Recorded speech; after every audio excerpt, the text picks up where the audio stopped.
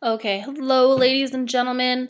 I'm coming from my dining room to give you an awesome lesson about textual evidence and using inference to figure out what an author is trying to tell you in a text. So, what I want you to do is I want you to pull out this little packet. It says Lesson 8, Making Inferences, and I want you to make sure that you put your name and then also the date up here. You want to get credit for what you are doing. So I'll give you a second to do that, so make sure you have that done. Okay, but first thing I want you to do is I want you to pause this video and I want you to watch the video that's underneath this one. It's called Citing Textual Evidence, and you'll see that it's using inference. So watch that video first, put me on pause, and it's right below me, okay? It's right down there. Okay, so please watch that first, and then when you're done with that, then you can come back to me. So you can go do that now. Okay, so now that you've watched the video on textual evidence, you know that from when we are explaining something and when we find something in a text, we have to give evidence. Okay, and that goes for when we are summarizing, it goes for when we are inferring. Remember, to infer means to conclude or to make a guess. Okay, so I would like you to bring back this packet that you have your name on, and we're going to do this some together, some you're going to do on your own. So let's get started. All right, so follow along with me. And I'm going to read at the top, right under where it says Lesson 8, Making Inferences. It says, sometimes when you read, you have to figure out what the author means. An inference is an educated guess based on information. Generalizations, predictions, and conclusions are all types of inferences. To make inferences, readers connect information stated in the text and information that is not stated, such as what they already know from their own knowledge and experience. We can check that our inferences are reasonable by finding words, phrases, sentences, and prior experiences or knowledge that support the conclusion. So you're taking what the author tells you in the text that you're reading, and you're also taking the knowledge that you have in your own brain. And you're putting those two together and you're going to mash them up, and that's an inference. You're making an educated guess or you're coming to a conclusion. It says, read the passage or paragraph below. Think about making inferences while you read.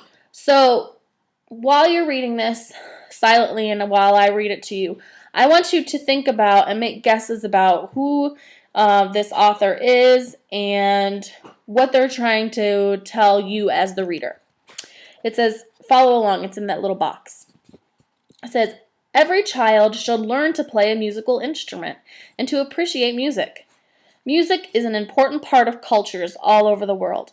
It brings beauty and harmony into people's lives. It also makes us use our brain in a different way.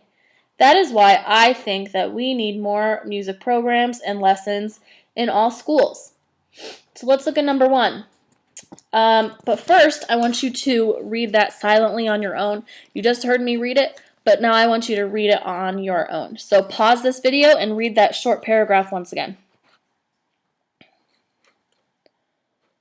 Okay, so you've read the video, oh my gosh. You've read the paragraph, and now that's second time you've read it, so hopefully you try and understand, and we can look at number 1. What inference can you make, or what kind of guess can you make about the author of this paragraph? So what is this author passionate about? What does this author want? If you're thinking the way I'm thinking, what I'm going to write down in the box is that this author really believes that all people should want and learn how to play a musical instrument. So that's what I'm going to write in my bubble. So I'm going to do that right now. And I also want you to do that. You can put it in your own words. You don't have to use the same words that I use. So I'm just going to write in a complete sentence, of course. The author thinks all people should learn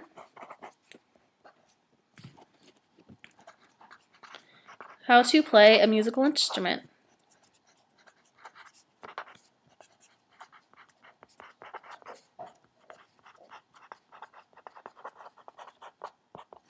And let me show you, I have that written in my bubble. See? Okay, the author thinks all people should learn how to play a musical instrument.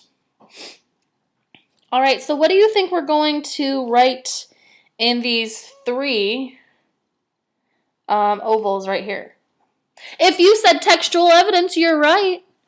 Okay, so let's look at number 2. What details, which is the same thing as textual evidence, from the paragraph provides evidence for this inference? Write the details in the ovals below. So what do you think? I would like you to pause your video, and I would like you to write 3 pieces of evidence that are from the paragraph that we read and from the paragraph above that explain to you that the author thinks people should learn how to play a musical instrument. So write those 3 things down in those ovals, and then when you're done, press play.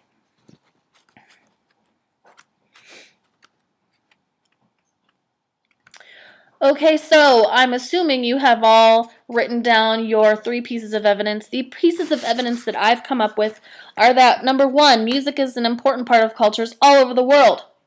So it's part of every culture.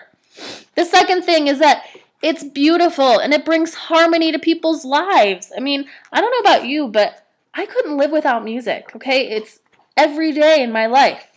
And then it also makes us use our brain in a different way. Reading music and then playing an instrument, you're doing 2 things at once, and that's really awesome and something that we don't always do every day in our lives. So you are exercising your brain in a different way.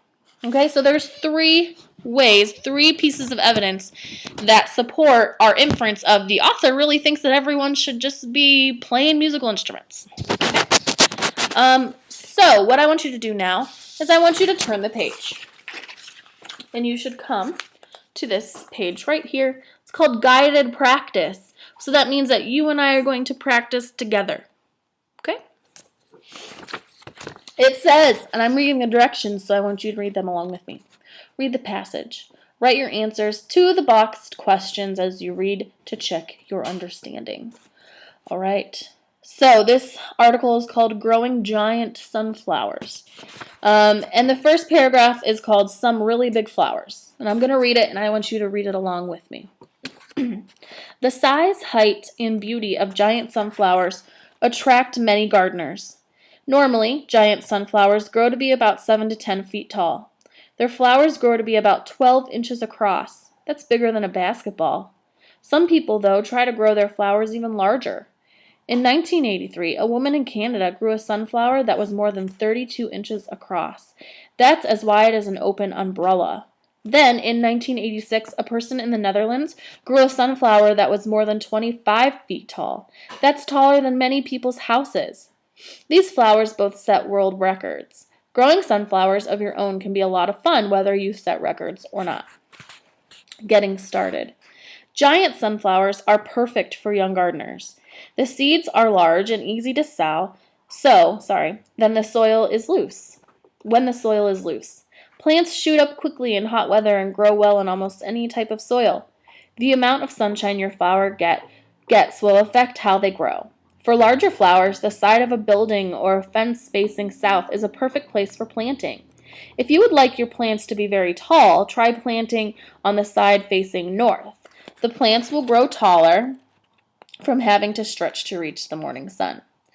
So our first question is, number 1, what inference does the author make in this paragraph about young gardeners? So I want you to pause the video, and I want you to read paragraph number 2, which is getting started. So read that again, and then we'll come up with what guesses or what conclusions does this author come to about young gardeners. So pause and read it again.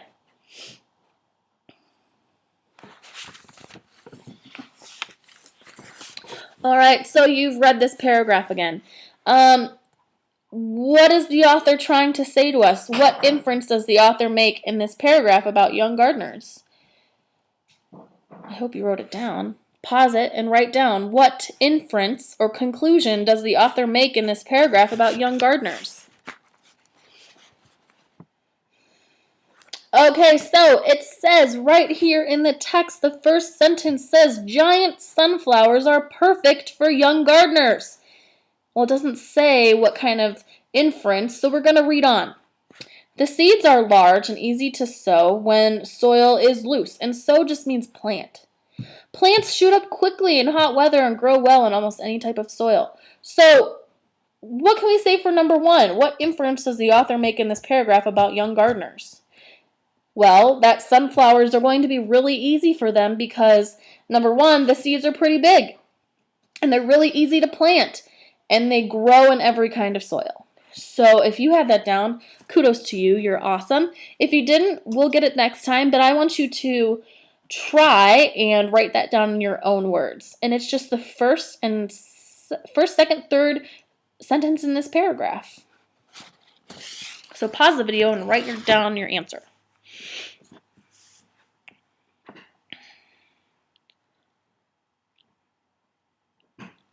Okay, let's continue.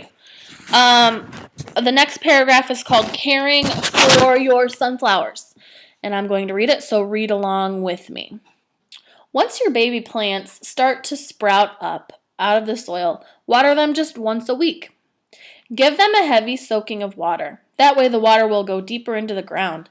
Then the new roots will have to grow farther into the earth to get the water. This makes the roots stronger.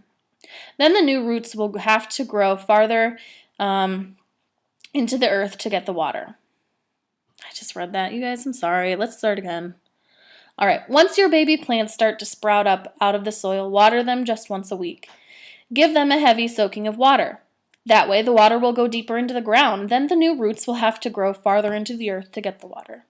This makes the roots stronger. Strong roots are needed to hold up the tall, heavy sunflowers.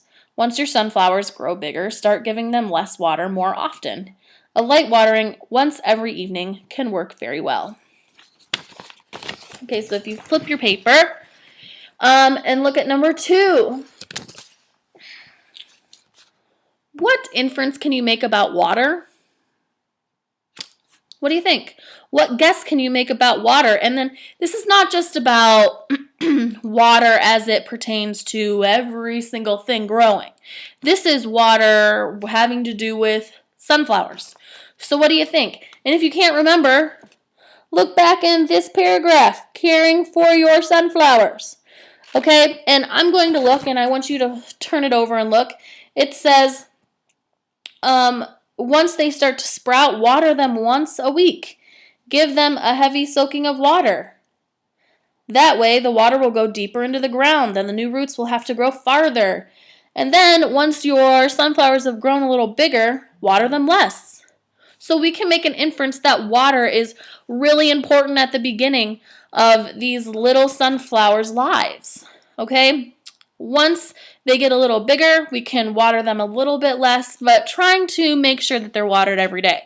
So what I'm going to write on my paper is just plainly what we just said, that water is important when planting sunflowers and caring for them.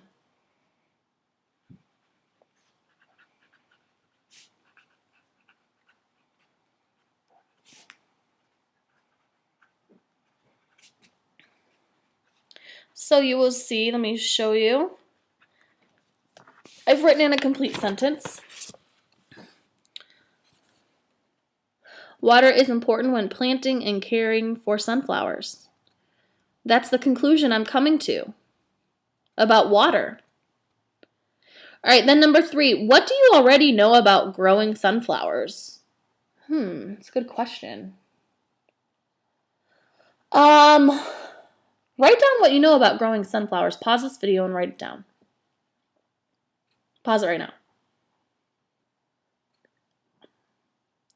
Okay, if you don't know anything about sunflowers, then just write down what you've learned from the paragraph. And that's what I'm going to do. I'm going to write down that sunflowers can get really large. Okay, because I didn't really know a lot about sunflowers before reading this article. So I'm just writing, sunflowers can grow very large. I want you to write something different though. You shouldn't have exactly what your teacher has. Okay? All right, let's continue reading. Did you know that plants need vitamins just like people do? The people who grow the biggest sunflowers use fertilizer in the soil. Different types of fertilizers help the sunflowers grow in different ways. Some fertilizers make them taller, others make them larger or healthier. You can find out more about fertilizers at a local garden store. Okay, very interesting. All right, so if you look at this diagram, it's giving you planting directions. So step 1, it says, choose a location that gets a lot of sunshine.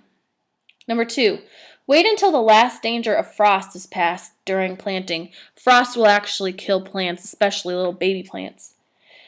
Step 3, turn the soil until it is loose.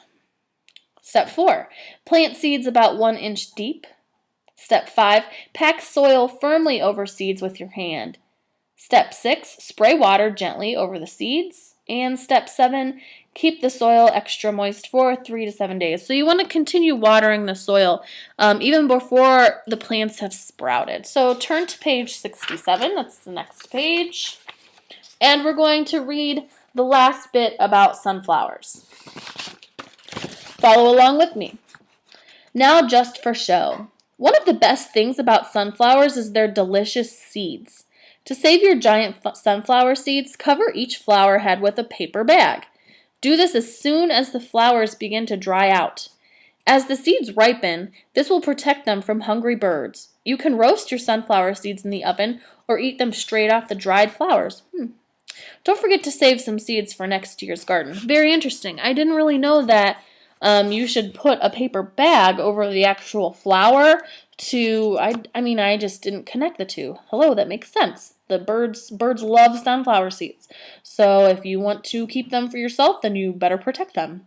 Also, I didn't even know that you could eat the sunflower seeds straight off the dried flower. I thought you had to put them in the oven or wash them or something, but that's pretty cool. All right, so let's look at number 4. What inference can you make about whether the author grows sunflowers? So this author has given us a lot of information about sunflowers, a lot of which I didn't know. So what do you think? Do you think the author grows his or her own sunflowers, or do you think they just did a bunch of research? Especially because they gave us that chart to, help us grow sunflowers if we wanted to. So what do you think? And I want you to write your answer under number 4, and I want you to put it in a complete sentence. So it should say something like, yes, I believe this author has grown his or her own sunflowers because, and give me some evidence. We need evidence because otherwise I won't believe you. If you don't think that they did, then say, I don't believe that this author has planted their own sunflowers because of this, and give me a piece of evidence. So I'm going to write what I think down, and I'm going to share it with you. So pause this, write your own, and then I'll share what I believe. But of course, you cannot skip this part because when I look at your paper and you have the same exact thing as me, I'm going to know that you didn't really work on your own when I asked you to. So pause this, write down, this is just a guess. This is a conclusion from what we've read so far. So pause this video. I'm going to write down what I think, and then when we come back, I'll have my answer and you'll have your answer. All right, so start writing and pause this.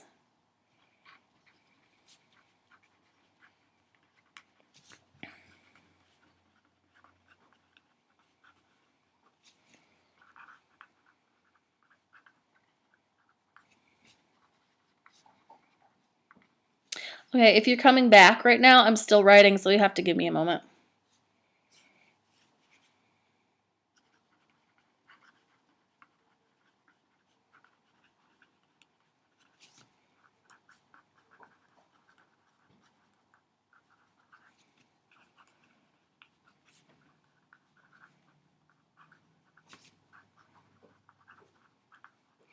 Okay, this is what I put, and I hope you wrote something as well.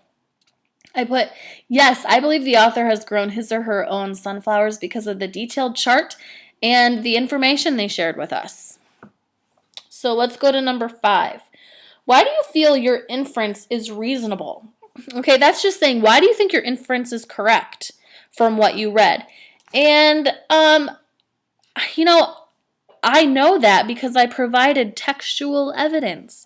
I went and I read and I looked at the chart and I reread again and I thought about while I was reading everything that I knew about sunflowers and all the cool information I learned about sunflowers. And that just tells me that, I took careful consideration of all the information the author was giving me.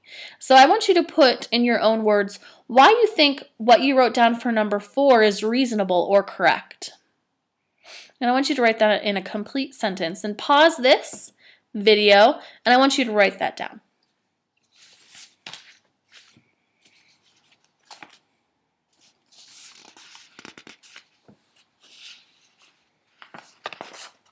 Okay, good job. We learned a lot about sunflowers. Now I want you to turn to page 68, and it looks like this. It says independent practice, previewing vocabulary. Okay, so let's read the directions. Follow along as I read them out loud to you. The words in the word bank are from the passage you are about to read. Study the definitions. Complete the activity that follows to get familiar with the words before you begin reading. Write the correct word to complete each sentence. Okay, number 1, but actually let's look at the word bank first because we want to familiarize. The first one is pursue, which means to follow in order to catch. The second one is revelation, or something that is made known or realized, especially something surprising. The third one, baiting, trying to anger someone by teasing or nagging. Contemplating, thinking seriously about something. And sprinted, to move rapidly or at top speed for a brief period.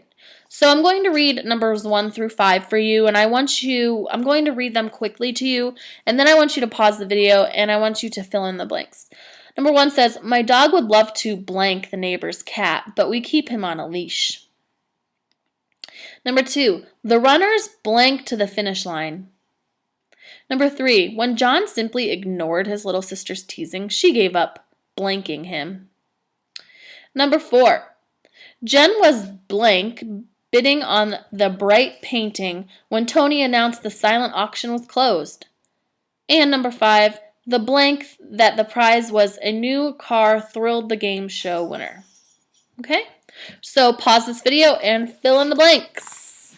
Make sure you're using the correct word because they've given you the definition, so please don't guess.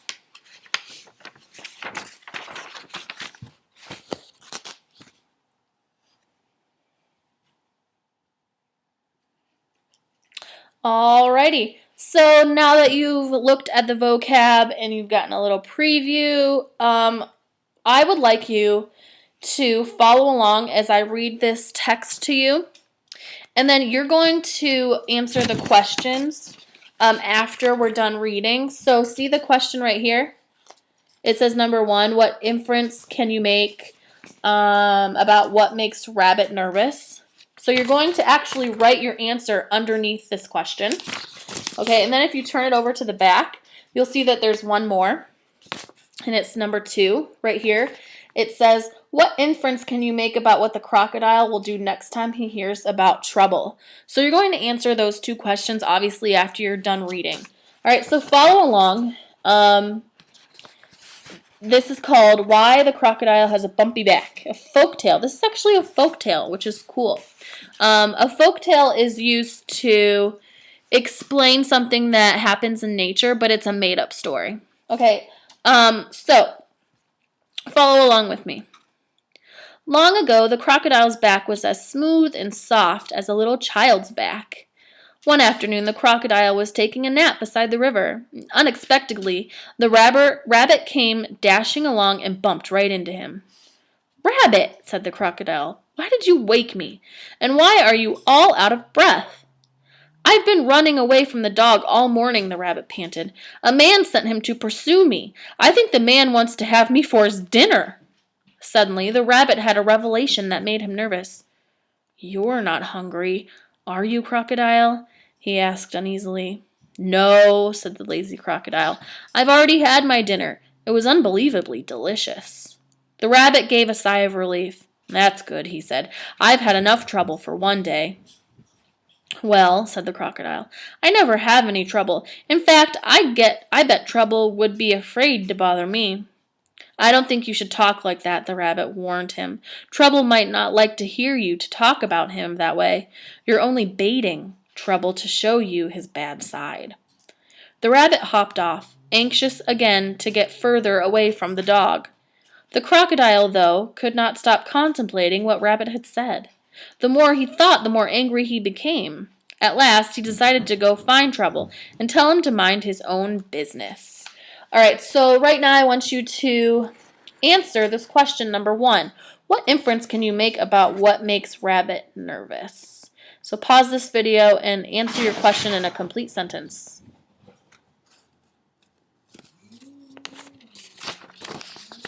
All right, you've answered your question. Now let's keep reading. So turn it over to page 70. As he trampled through the bushes, the crocodile frightened a flamingo, who was standing in the river. Startled, the flamingo flapped up into the air, which startled the monkey, who had just lit the candles on his birthday cake. The monkey shrieked and bounded away to hide, knocking over the birthday cake. The candle flames set fire to the tall, dry grass. As the flames grew higher and higher around the crocodile, he sprinted toward the river. The flames licked at his back. Sorry, guys. The flames licked at his back and scorched his soft skin. By the time he reached the safety of the cool water, his back was burned and rough.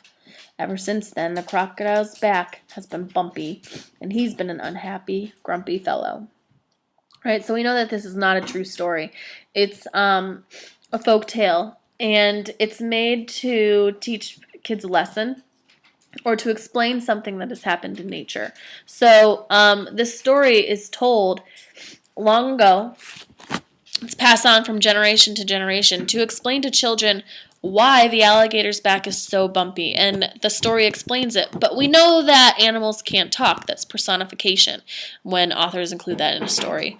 So it's just a story, a made-up story to explain how something happened in nature. So let's look at number 2. What inference can you make about what the crocodile will do the next time he hears about trouble?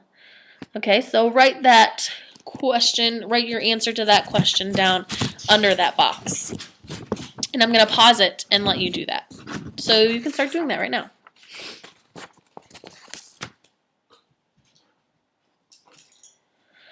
Okay, we are coming to the end of this assignment. And what I would like you to do is turn to page 71. And at the top it says circle the best answer for items 1 through 4. For item 5, write your answer in complete sentences on the lines provided. Number 1 says, why doesn't the crocodile eat the rabbit? And if you can't remember, by all means, do not guess. Just go back in the story and look. Number 2, why does the crocodile have a bumpy back? Number 3, the monkey probably usually responds to being startled by... And number 4, what helps you infer that this passage is a fable? Number 5, what inference can you make about what Rabbit might say the next time he sees crocodile and why? And you see that there are 4 lines for you to write. That generally means when you see that many lines that your answer should be pretty lengthy. Okay, you shouldn't just write a couple words or write 1 sentence. I'm looking for you to at least write 2 or 3 sentences. Okay, there's no excuse as to why you should limit yourself to 1. Okay, so there's plenty of room, so explain yourself. Give me textual evidence. And I want you to prove that you are paying attention and you know what's going on in this story. Okay, so what I want you to do is make sure you complete page 71, and when you're done with that, you can exit out of this video. You can also read your AR book. By the way, you see that awesome painting in the background? Right up there? I painted that. Cool, huh? Okay, just in case you were wondering, I hope you kind of understand now what inference is. It's about guessing and giving evidence. And I hope that as we continue on with inference, it'll become a lot easier for you. Okay? Thank you. And finish your assignment, and when you're done, you can turn it in and read your AR book. Okay? Here's my dog. He's been bothering me. There he goes. Okay, guys. Make sure you complete that assignment and you can turn it in when you're finished.